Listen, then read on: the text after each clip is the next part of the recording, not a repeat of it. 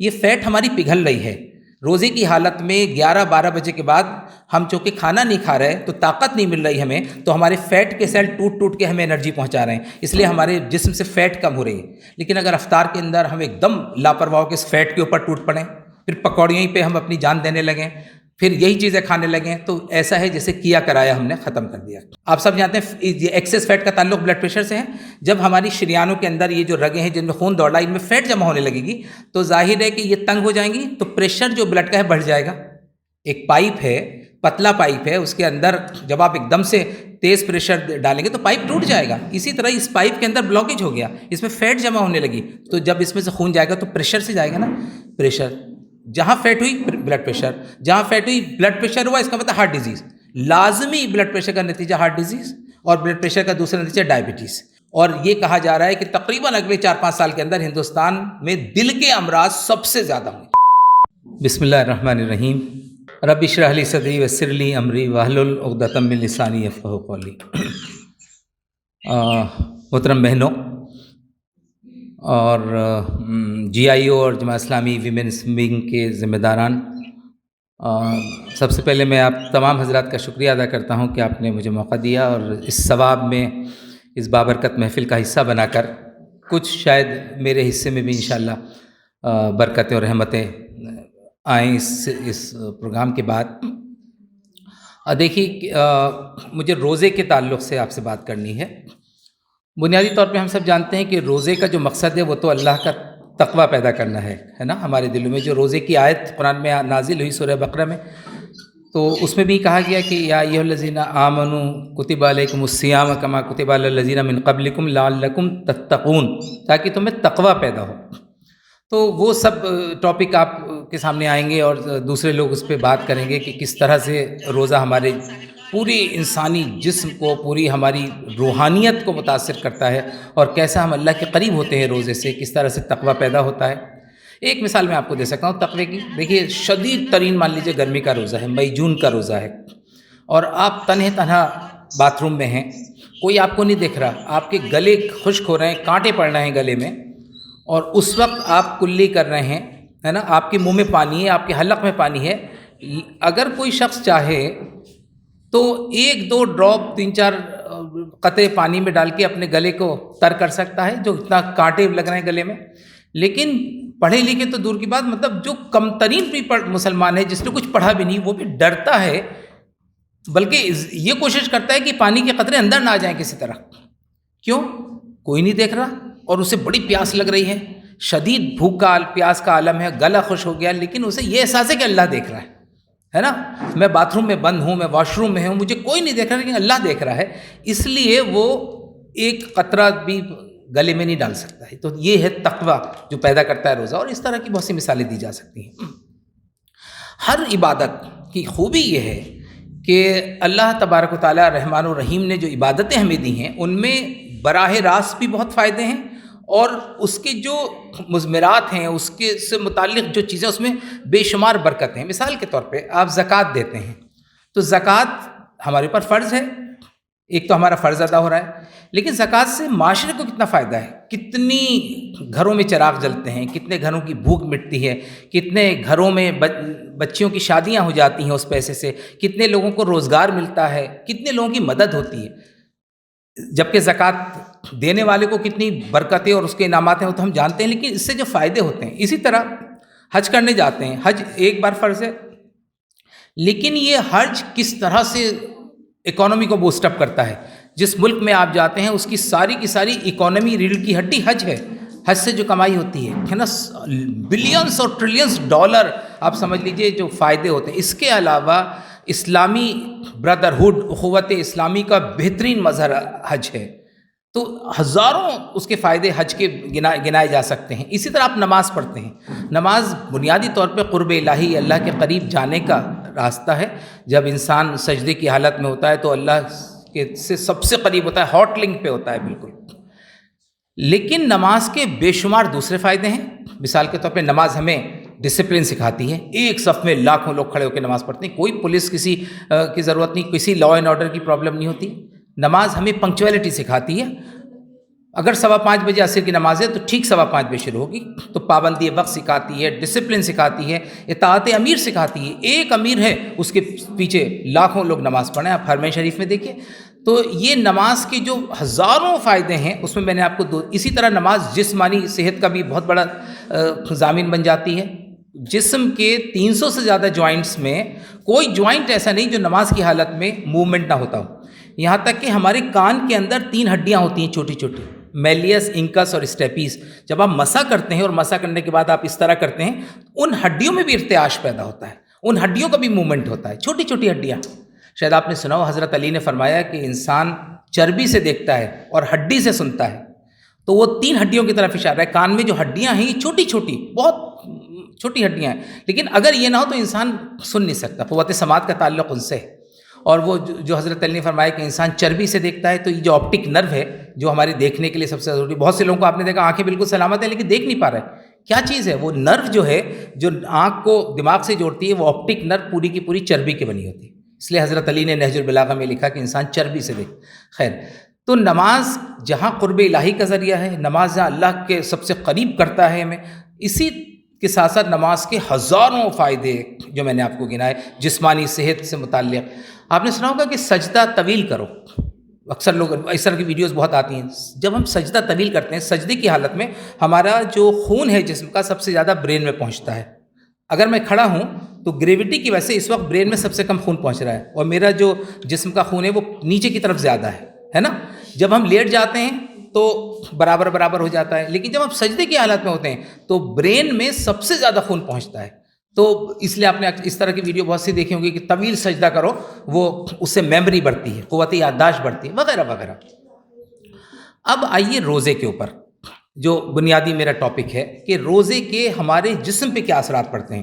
اس کے جو روحانی فائدے اور اس کی جو عظمت ہے روزے کی، وہ تو آپ سب جانتے ہیں. یعنی اللہ کے نبی صلی اللہ علیہ وسلم کی جو حدیث ہے اس کا مفہوم ہے کہ اگر کسی شخص نے عذر شرعی کے بغیر رمضان کا ایک روزہ چھوڑ دیا تو زندگی بھر روزہ رکھتا رہے، اس رمضان کے روزے کے فائدے اور ثواب کو نہیں پہنچ سکتا.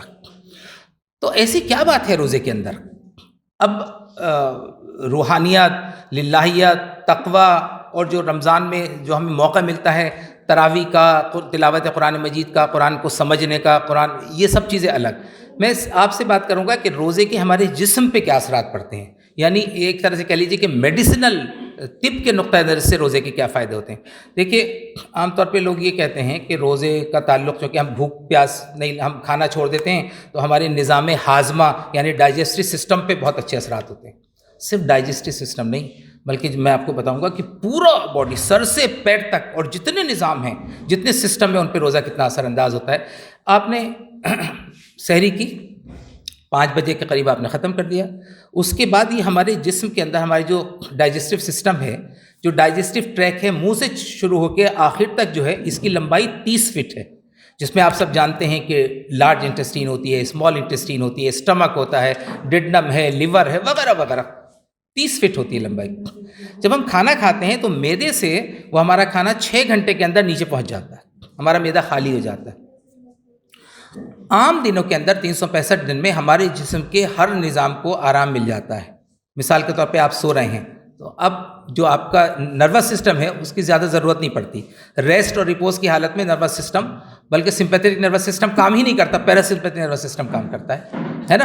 تو پورا آرام مل جاتا ہے. جب آپ سو رہے ہیں تو آپ کے نروس سسٹم کو آرام ہے. جب آپ سو رہے ہیں تو آپ کے مسکولواسکیلیٹل سسٹم کو آرام ہے، مسل اور جوائنٹس کی ضرورت ہی نہیں، پورا آرام مل گیا انہیں. جب آپ سو رہے ہیں تو آپ کے دل کو بھی آرام ملتا ہے. پتہ ہے کیسے؟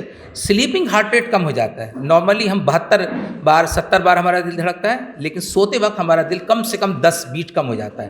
اسے ہم سلیپنگ ہارٹ ریٹ یا سلیپنگ پلس کہتے ہیں. دل کو بھی آرام ملتا ہے.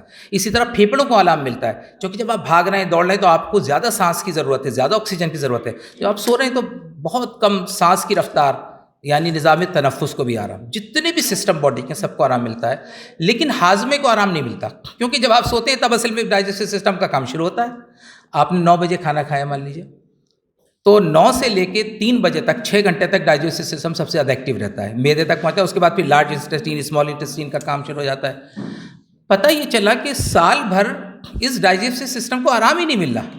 صرف رمضان وہ مہینہ ہے جس میں اس سسٹم کو اور یہ بھی یاد رکھیے کہ اطباء جو ہیں، خاص طور سے طب یونانی طب کے لوگ کہتے ہیں کہ دنیا بھر کی بیماریوں کی جڑ میدا ہے، کہتے ہیں نا. ہم لوگ ایلوپیتھ جو ہیں ماڈرن سائنس کے لوگ اس سے اتنا اتفاق نہیں کرتے، لیکن بہرحال یہ بات صحیح ہے کہ میدے سے بہت سی بیماریوں کا تعلق ہے. اب آپ نے فاسٹنگ کی، آپ نے کھانا پینا چھوڑ دیا، تو اب آپ کے اس پورے نظام اس ڈائجسٹو سسٹم کو آرام ملنا شروع ہوا. 2 بجے تک 1-2 بجے تک آتے آتے سارا سسٹم خالی ہے. آپ کی آنتوں کو، آپ کے لارج انٹسٹین کو، آپ کے لیور کو، چونکہ لیور سب سے بڑا ایک پاور سینٹر ہے ڈائجیشن کا، اس کو آرام ملا. پورے اس 30 فٹ لمبے ڈائجسٹو سسٹم کو صرف رمضان میں آرام ملتا ہے جب آپ کھانا نہیں کھاتے. ایک طرح سے اس کی اوور ہالنگ ہو رہی ہے، اس کی ٹیوننگ ہو رہی ہے، اس کی سروسنگ ہو رہی ہے. آپ اسکوٹر اور اسکوٹی کی جب سروس کراتے ہیں تو آپ دیکھتے ہیں کہ وہ کتنا اچھا مائلیج ہوتا ہے، مائلیج بھی بڑھ گیا، اس کی رفتار بھی بڑھ گئی، اس میں اسموتھنس بھی آ گئی، ایسا لگتا ہے نئی گاڑی ہو گئی. بالکل اسی طرح سے رمضان المبارک کے اندر جب ہم کھانا کھانا چھوڑ دیتے ہیں، جب ہم پانی بھی نہیں پی رہے، تو اب دیکھیے صرف پانی چھوڑنے سے کیا ہوتا ہے. آپ جانتے ہیں کہ جو کڈنی ہمارا ہے، کڈنی کا کام پانی ہی سے تو ہے نا، جو خارج کرتا ہے، خارج مادے کرتا ہے پیشاب کے ذریعے سے. جو ہمارے جسم میں نقصان دہ چیزیں ہیں، امونیم ہے، یوریا ہے، ایک حد تک ضروری ہے. اس سے جہاں زیادہ بڑھا وہی خطرناک اور زہریلا بن جاتا ہے. جو آپ سنتے ہوں گے کسی کو کہ صاحب یوریمیا ہو گیا، یوریا بڑھ گیا، تو اس یوریا بڑھنے سے دماغ پہ اثر پڑا، دورے پڑے، بے ہوش ہو گیا، جسے آپ دوسری زبان میں کہتے ہیں صاحب اس کا کڈنی ڈیمیج ہو گیا. جب آپ پانی نہیں پی رہے تو کڈنی کی وہ طاقت بڑھ رہی ہے، یعنی بھوکا پیاسا رہنے کی صورت میں کڈنی، جیسے ہم آپ اسے اس طرح سمجھ لیجئے، آپ کے بچے کو برابر کوچنگ سے اسکوٹر جانے کی عادت ہے، لیکن ایک دن اسکوٹر خراب ہو گیا تو پیدل جائے گا نا. تو پیدل جب چلے گا تو بہت سے فائدے ہوں گے نا. اسی طرح جب ہم کھانا کھانا چھوڑتے ہیں تو پھر ہمارے یہ جتنے بھی آرگن ہیں، میں نے جو بتایا 30 فٹ لمبے، ان سب کو ایک عادت ہو جاتی ہے، ایک مضبوط ہو جاتے ہیں یہ کہ بغیر کھائے بھی، بغیر پانی کے بھی ہم سروائیو کر سکیں. اونٹ ہے، آپ نے سنا ہوگا ریگستان کی تپتی دھوپ میں 50 ڈگری سینٹی گریڈ 15 دن بغیر پانی کے رہتا ہے. اونٹ بغیر پانی کے رہ سکتا ہے چونکہ اس کے جسم کو اللہ نے ایسا ٹرین کر دیا. روزے کے 30 دنوں کے اندر ہماری ٹریننگ ایسی ہو جاتی ہے کہ ہمارے گردے، یعنی 17 گھنٹے روزہ رکھنے کے باوجود بھی کڈنی فیل نہیں ہوتا لوگوں کا. آپ نے دیکھا ہوگا. کیا ہے یہ؟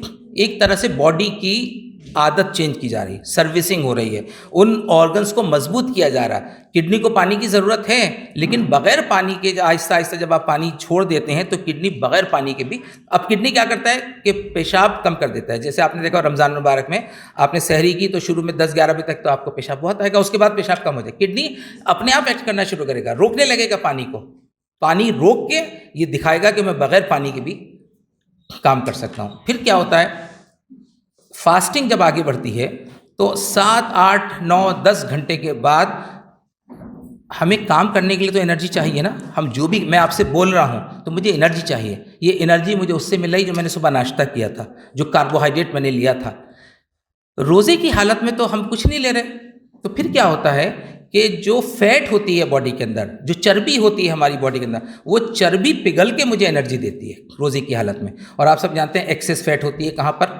سب سے زیادہ کڈنی کے چاروں طرف فیٹ ہوتی ہے. کبھی آپ نے قربانی میں دیکھا ہوگا جانور کی جب کڈنی نکالتے ہیں کتنی فیٹ ہوتی ہے. اس طرح لیور میں اسٹور ہوتی ہے، اسی طرح ہماری شریانوں میں، آرٹریز کے اندر وہ فیٹ اسٹور ہوتی ہے. اب مان لیجئے 5 بجے آپ نے کھانا کھایا، سحری ختم کی، اب 12 بج گئے، تو 12 بجے کے بعد جو آپ کام کر رہے ہیں، بھاگ رہے ہیں، دوڑ رہے ہیں، وہ انرجی کہاں سے آئے گی؟ عام دنوں میں تو کاربوہائیڈریٹ سے ملتی ہے، اب وہ انرجی آپ کی فیٹ سے آئے گی، یعنی نان کاربوہائیڈریٹ سورس سے آپ کو انرجی. تو فیٹ سیل جو ہوتے ہیں، گلائکوجن جو ہوتا ہے، جو فیٹ اسٹور رہتی ہے باڈی میں، سے ہم گلائکوجن کہتے ہیں. گلائکوجن فیٹ سیل ٹوٹنے لگتے ہیں، یہ ان کے ٹوٹنے سے ہمیں انرجی ملتی ہے. تو فیٹ، اور سب سے زیادہ یہ عمل ہوتا ہے آرگن فیٹ میں، جیسے میں نے بتایا لیور، کڈنی، وہاں سے فیٹ آ کے، اور ہماری آرٹریز میں سے یہ فیٹ آ کے ہمیں، یعنی فیٹ سیلز ٹوٹتے ہیں، اور اس فیٹ سیل کے ٹوٹنے سے ایک عمل ہوتا ہے جسے ہم کہتے ہیں کیٹوسس، یا کہہ لیجیے نگیٹو انرجی بیلنس. اب نگیٹو انرجی بیلنس ہو رہا ہے. اگر میں کوئی کام کرتا ہوں 12 بجے کے بعد تو میں بیچ بیچ میں کھاتا رہتا ہوں. آپ سب دیکھتے ہیں ہم لوگ کھاتے رہتے ہیں، ہماری بیٹری چلتی رہتی ہے، لیکن جب ہم کچھ کھا ہی نہیں رہے، قطرہ پانی بھی نہیں پی رہے، تو بیٹری کیسے چلے گی؟ ہم کام کیسے کر رہے ہیں؟ آپ بھاگ رہی ہیں، دوڑ رہی ہیں، یا آپ تلاوت کر رہی ہیں، یا آپ کچن میں کام کر رہی ہیں، ہاتھ پیر چل رہے ہیں، تو خون کی اور خون کو انرجی کی ضرورت ہے. وہ انرجی کہاں سے آ رہی؟ وہ انرجی ان جمع ہوئی فیٹ سے آتی ہے جو ہماری جسم میں جمع ہے، جسے نکالنے کے لیے لاکھوں روپے لوگ دینے کے تیار ہیں، ڈاکٹرز کے پاس آتے ہیں، صاحب ہمارا موٹاپا کم کر دیجیے. بڑے شہروں کے اندر اوبیسٹی کلینک بہت بڑی تعداد، بڑی امریکہ اور یورپ کے ممالک کے اندر آج کل یہ وبائی شکل اختیار کر گیا اوبیسٹی. بچے بڑے بڑے موٹے ہو رہے ہیں، کولڈ ڈرنک اور سافٹ ڈرنکس اور یہ سب چیزیں اور برگر پزا اس طرح کی چیزیں کھا کے، فیٹی چیزیں کھا کے بہت موٹے ہو رہے ہیں. یہ وبائی، اسے ایپیڈیمک کہہ رہے ہیں. آج کل یورپ میں ایپیڈیمک کی صورتحال ہے. اسکول گوئنگ بچوں کے اندر موٹاپا اتنا بڑھ گیا ہے. لیکن روزے کی حالت میں یہ چربی گھلتی ہے، کیونکہ اسی سے ہمیں 11-12 بجے کے بعد انرجی چاہیے ہوتی ہے. تو یہ گھلتی ہے، نگیٹو انرجی بیلنس پیدا ہوتا ہے. اور نگیٹو انرجی بیلنس سے ایک چیز پیدا ہوتی ہے، کیٹوسس. یعنی روزے کی حالت میں اگر آپ 10 گھنٹے کے روزے کے بعد اپنے پیشاب کی جانچ کریں تو اس میں کیٹون باڈیز آنے لگتی ہیں. اب کیا ہوتا ہے، اس کیٹوسس شروع ہوتے ہی ایک BDNF ایک ہارمون باڈی میں اللہ تعالیٰ سیکریٹ کرتے ہیں. جیسی کیٹوسس BDNF ہارمون، یہ BDNF ہارمون حیرت کریں گے آپ، ہمارے نیورونز کو بناتا ہے، نئے نیورونز پیدا کرتا ہے. جو میں کہہ رہا تھا روزے کا تعلق صرف ہاضمے سے نہیں ہے، بلکہ نیورون کوالٹی کے نیورون ڈیولپ ہوتے ہیں. آپ سب جانتے ہیں کہ ہمارے دماغ کے جو بنیادی سیل ہے وہ نیورون کہلاتے ہیں، جیسے کہ ہماری کڈنی کے جو بنیادی سیل ہیں وہ نیفرون کہلاتے ہیں. جتنی کوالٹی کا نیورونز ہوں گے اتنی کوالٹی کی آپ کی برین کی سروس ہوگی، اتنی اچھی آپ کی برین کی فیکلٹیز ہوں گی. آپ کا سوچنا، آپ کا میموری پاور، آپ کی جتنی فیصلے جو دماغ سے لیتے ہیں وہ نیورون کی کوالٹی پہ ڈیپینڈ کرتے ہیں. جیسے ہی BDNF ہارمون سیکریٹ ہوا، فاسٹنگ کی حالت میں سیکریٹ ہوتا ہے، نیورون بننے لگے. آج سائنٹسٹ یہ کہتے ہیں کہ روزے کی حالت میں ان نیورون کی وجہ سے 3 خطرناک بیماریوں سے ہم بچ رہے ہیں: پارکنسن، دوسرا ایپیلیپسی، مرگی، اور تیسرا الزیمر ڈیزیز. الزیمر سب جانتے ہیں، ہر ایک کو ہوتی ہے. یہ جیسے جیسے ہم بڑھاپے کی طرف بڑھتے ہیں، جو الزیمر جسے مالی خولیا کہتے ہیں، اس طرح کی بیماری، بھولنا وغیرہ وغیرہ، بہت ساری ایک سنڈروم ہے. وہ ساری چیزیں روزے کی. اس ریسرچ کے اوپر 2016 میں جاپان کے ایک سائنسٹسٹ یوشینورو یوہمی کو نوبل پرائز ملا اسی ریسرچ کے اوپر. آپ جانتے ہیں میڈیسن کے اندر نوبل پرائز ملتا ہے. وہ اس کو اگر آپ گوگل کریں گے اور گوگل پہ آپ دیکھیے کہ یہ نوبل پرائز ہو ون نوبل پرائز ان 2016، ایک دم یوشینوری کی پوری خدمات آ جائیں گی. اور آئیے آپ ڈال دیجئے فاسٹنگ ہے نوبل پرائز، تو اس کو نوبل پرائز اس بات پہ ملا. اس نے تو یہ کہا، ظاہر مسلمان نہیں تھا، عیسائی ہے، اس نے تو یہ کہا کہ اگر لوگ 10 گھنٹے فاسٹنگ کریں اور کم سے کم 15-20 دن فاسٹنگ کریں، اس کی ریسرچ کا جو نتیجہ 15-20 دن لوگ فاسٹنگ کریں اور 10 گھنٹے فاسٹنگ کریں تو وہ ان چیزوں سے بچ سکتے ہیں.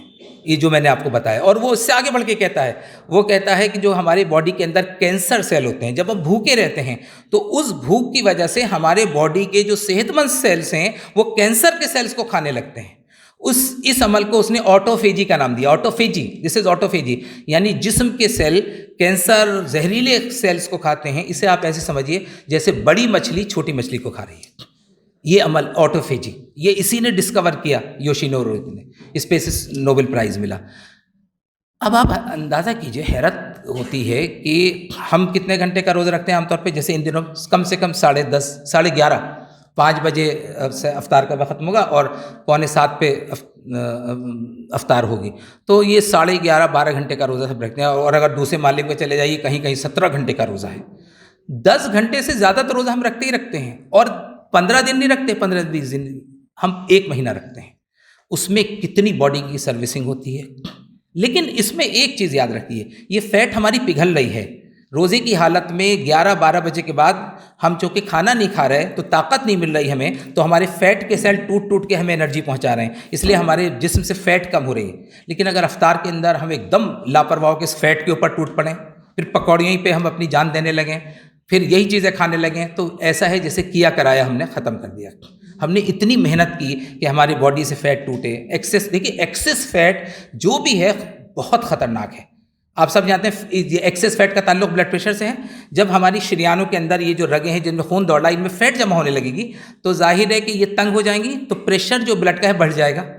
ایک پائپ ہے، پتلا پائپ ہے، اس کے اندر جب آپ ایک دم سے تیز پریشر ڈالیں گے تو پائپ ٹوٹ جائے گا. اسی طرح اس پائپ کے اندر بلاکیج ہو گیا، اس میں فیٹ جمع ہونے لگی، تو جب اس میں سے خون جائے گا تو پریشر سے جائے گا نا. پریشر جہاں فیٹ ہوئی بلڈ پریشر، جہاں فیٹ ہوئی بلڈ پریشر ہوا، اس کا مطلب ہارٹ ڈیزیز. لازمی بلڈ پریشر کا نتیجہ ہارٹ ڈیزیز، اور بلڈ پریشر کا دوسرا نتیجہ ڈائبٹیز. تو یہ 3 خطرناک بیماری جو سب کو گھیرے میں لیے ہوئے ہے. اور ایک بات اور سمجھ لیجئے، ہندوستان اس وقت ڈائبٹی کیپٹل آف دا ورلڈ ہے. اور یہ کہا جا رہا ہے کہ تقریباً اگلے 4-5 سال کے اندر ہندوستان میں دل کے امراض سب سے زیادہ ہوں گے. ابھی بھی ہو رہے ہیں، بہت ہو رہے ہیں۔ اب ہم فیٹ سیلز کے لیے اگر اس رمضان میں یہ کوشش کر لیں کہ جو ہم نے اپنی باڈی میں یہ فیٹس کو توڑا ہے، فیٹ کو پگھلایا ہے، افطار کی حالت میں بھی ہم احتیاط کریں، ہم پھلوں سے افطار کریں، کھجور سے افطار کریں اور فیٹی چیزوں کو اوائڈ کر دیں۔ بغیر پکوڑی کے روزہ جائز ہے نا، جائز ہے نا۔ تو یہاں اب دیکھیں، میں بچوں کو نہیں کہہ رہا، بچوں کو کھلائیے، لیکن جو لوگ 30-35 سال کی عمر سے گزر چکے ہیں ان کو یہ چاہیے کہ وہ زیادہ سے زیادہ فروٹ چاٹ، فروٹس اور شکر اور نمک، یاد رکھیں نمک اور شکر رمضان میں اگر آپ کم کر دیں گے مقدار دونوں کی، انتہائی صحت مند زندگی کی طرف آپ جائیں گے، نمک بھی اور شکر بھی۔ ہم جو تلتے ہیں چیزوں کو، اس کے اندر جو بازار میں رمضان آتی جو چیزیں گروسریز وغیرہ کی دکانوں پہ دیکھتے ہیں تلنے کی، وہ بہت فیٹ ابزارب کرتی ہیں۔ آپ نے دیکھا ہوگا، ایک سموسہ آپ لے لیجئے، ایک سموسے کو آپ ایک کاغذ کے اندر لپیٹیے، اس کے بعد 20 کاغذ بدلیے تو 20ویں کاغذ پہ بھی، اخبار پہ بھی سموسے کا فیٹ آتا ہے۔ اس کا مطلب کتنا اس میں فیٹ ہوتا ہے، کیونکہ سموسہ ڈوبتا ہے، کڑھائی کے اندر ڈوبا ہوا ہے، 20 منٹ کم سے کم وہ سموسہ ڈوبتا ہے۔ اب آپ دیکھیے، ایک سموسے کا وزن تقریباً 100 گرام ہوتا ہے۔ میں آپ کو ڈرا نہیں رہا سموسے سے، لیکن میں آپ کو بتا رہا ہوں فیٹ نقصان کیسے کرتی ہے۔ ایک سموسہ 100 گرام کا ہوتا ہے، تو 100 گرام کاربوہائیڈریٹ، آپ سب جانتے ہیں 1 گرام کاربوہائیڈریٹ سے 4 کلو کیلریز باڈی میں آتی ہے، تو 100 گرام سے 400 کیلریز آئی۔ یہ جو فیٹ جو ہوتی ہے اس کے اندر کم سے کم آپ مانیے کہ اس کے اندر صرف 10 ml فیٹ ہے، 10 ml فیٹ ہے، تو 10 ml فیٹ سے 90 کیلریز، 1 گرام فیٹ سے 9 کیلریز آتی ہیں، تو ایک سموسے سے تقریباً 500 کیلریز آپ کو مل رہی ہیں۔ ہم جیسی عمر کے لوگوں کو 2000 کیلریز کافی ہیں جس میں 2 سموسے سے 1000 کیلریز ہو گئی۔ تو یہ جو ایکسیس فیٹ ہوتی ہے کہاں جا رہی؟ جسم میں ہی تو جا رہی نا۔ تو رمضان ایک ایسا مہینہ ہے جس میں ہم اس فیٹ کو مار سکتے ہیں، اس فیٹ سے نجات پا سکتے ہیں۔ 12-1 بجے اب دیکھیے کاربوہائیڈریٹ سے ملتی ہے انرجی، میں نے بتایا نا، آپ روزے کی حالت میں آپ نے جیسے شربت پیا، ایک دم آپ میں طاقت آ جاتی ہے، پینا چاہیے کیونکہ کاربوہائیڈریٹ کی ضرورت ہے اس وقت آپ کو۔ کھجور کھانے کا کیوں حکم ہے؟ میٹھی چیز ایک دم آپ کو انسٹنٹ انرجی ملتی ہے، آپ کو اس وقت انرجی کی ضرورت ہے روزے کی حالت میں۔ کھجور اسمالسٹ والیوم میں میکسیمم کیلریز دیتا ہے، لیکن وہ آپ کو چونکہ روزے کی حالت میں ہیں، آپ بھوکے پیاسے، اس وقت وہ فائدہ کرے گی۔ یہی چیز جو میں آپ کو بتا رہا تھا، فیٹ سے نجات پانے کا بہترین طریقہ ہے کہ آپ رمضان المبارک میں افطار میں اس کا اہتمام کریں کہ آپ فیٹی چیزوں کو اوائڈ کریں گے، آپ پروٹین لیجئے، آپ چنے استعمال کیجئے، لیکن چنوں کو تلنے کی ضرورت نہیں ہے، بغیر تلے بھی بہت ٹیسٹی بن سکتے ہیں۔ تلیے مت، اس میں تیل اور گھی میں اس میں چھونکیے مت۔ اب کہہ تو رہے ہم نے صاحب ڈرائی ویجیٹیبل بنائی ہے، ہم نے تو آج مکس ویج بنایا، لیکن مکس ویج میں اتنا اگر فیٹ ڈال دیا۔ ایک چیز اور یاد رکھیے، مجھے بیٹا بتا دینا ٹائم، ایک چیز اور یاد رکھیے کہ ایک ایڈلٹ کو، نارمل ایڈلٹ کو ایک دن میں 15 ml فیٹ ریکمنڈ ہے، 15 ml۔ آپ گوگل کر لیجئے، کسی سے پوچھئے کہ ایک جوان آدمی کو ایک دن میں 24 گھنٹے میں کتنی فیٹ الاؤ ہے، ٹوٹل 15 ml۔ اس لیے اگر میاں اور بیوی ہیں، ہسبینڈ وائف کو، تو 15 30 ml، 30 ml یعنی ایک مہینے کے اندر 30 سے ضرب کیجئے تو 900 ml۔ آپ کے گھر میں 900 ml فیٹ ایک مہینے میں استعمال ہونی چاہیے اگر میاں بیوی ہیں۔ اسی لیے جتنے ہی پاؤچ آتے ہیں، فارچون اور پرمپرا اور ریفائنڈ جتنے آتے ہیں، جتنے ریفائنڈ آتے ہیں یہ سب 910 ml 940 ml کے ہوتے ہیں۔ اس کا مطلب یہ ہوتا ہے کہ یہ ایک پاؤچ آپ کے پریوار کے لیے، خاندان کے لیے، میاں بیوی کے لیے ایک دن، ایک مہینے کے لیے کافی ہے۔ اب اگر آپ بریانی بنانے چلیں، پتہ چلا آپ نے 1/3 اسی دن ختم کر دیا۔ آپ قورمہ بنانے چلیے، 1/3 اسی دن، جا تو ہمارے پیٹ میں رہا ہے، ہماری پیٹ میں تو جا رہا ہے۔ تو اس لیے اس کا خیال رکھنا ہے کہ ایک پاؤچ ہے جس کی ہمیں ضرورت ہے پورے مہینے کے اندر، اور رمضان مبارک کے اندر آپ آج طے کیجئے، پہلے رمضان کو وزن لیجئے اپنا، اور جو میں کہہ رہا ہوں اگر آپ اس پہ عمل کر رہی ہیں اور فیٹی چیزوں کو اوائڈ کر رہی ہیں، تھوڑا سا شکر کم، لیکن افطار کے وقت شکر لینی ہے، اس کو میں کہہ رہا ہوں شربت پیجئے، لیکن اتنا گاڑھا شربت نہیں جیسے روح افزا، بہت گاڑھا، بہت فیٹ، کم شکر ہو۔ لیمو بہت فائدہ مند چیز ہے، لیمو لیجئے۔ اب چونکہ ڈائٹ کے اوپر آگے بات کر رہی ہیں ڈائٹیشین، میں اس پہ نہیں جا رہا، لیکن روزے کی حالت میں جو یہ فائدے مل رہے ہیں، blood pressure, diabetes, heart disease, اس کا اتنا گہرا تعلق ہے روزے سے، اتنا مفید ہے۔ کارڈیالوجی کی امراض قلب کے ماہرین کے کانفرنس میں میں نے یہ بات کی تھی، تو بڑے بڑے جو ماہرین تھے وہ حیرت میں تھے کہ اچھا ہمیں نہیں، میں نے حضور صلی اللہ علیہ وسلم کی ایک حدیث پڑھی، اللہ کے نبی صلی اللہ علیہ وسلم نے فرمایا کہ 1/3 پیو، 1/3 کھاؤ، 1/3 خالی چھوڑو، ڈرنک 1/3، ایٹ 1/3، لیو 1/3۔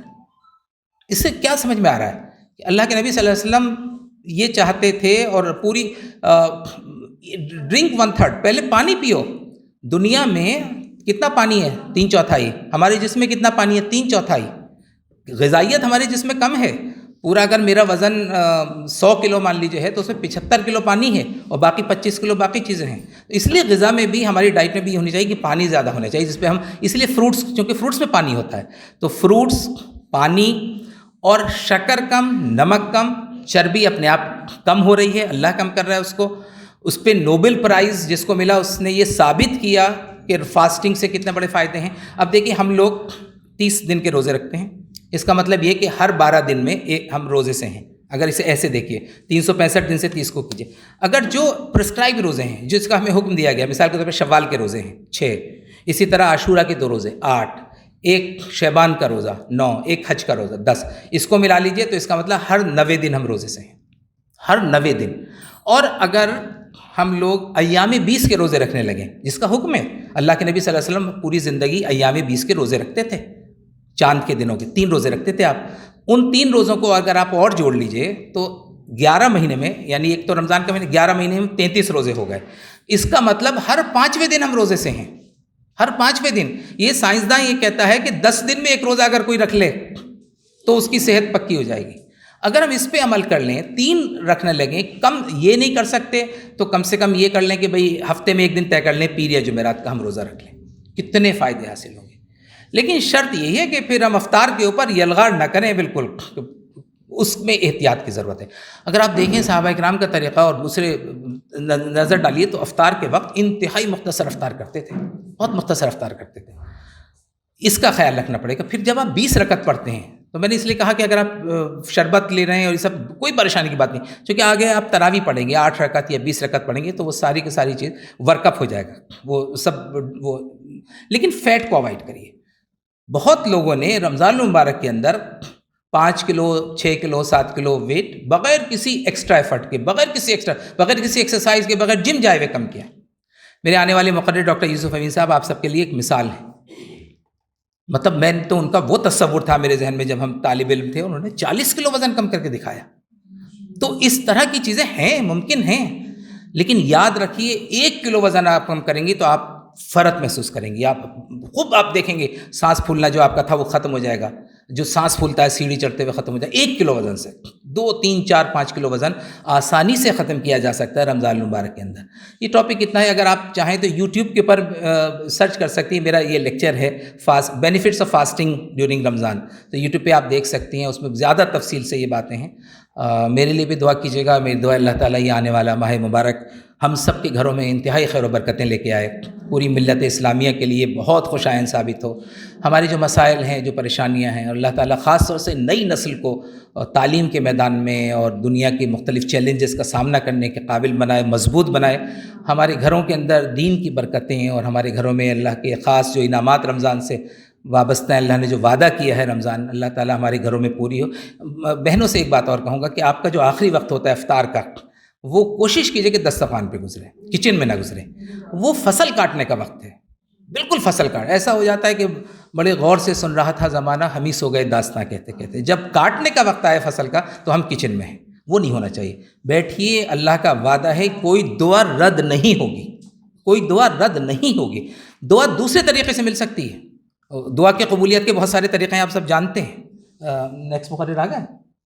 اچھا اوکے. تو اس کا احتیاط کیجئے کہ آدھا گھنٹہ، کم سے کم آدھا گھنٹہ ہم افطار دسترخوان کے سامنے بیٹھیں.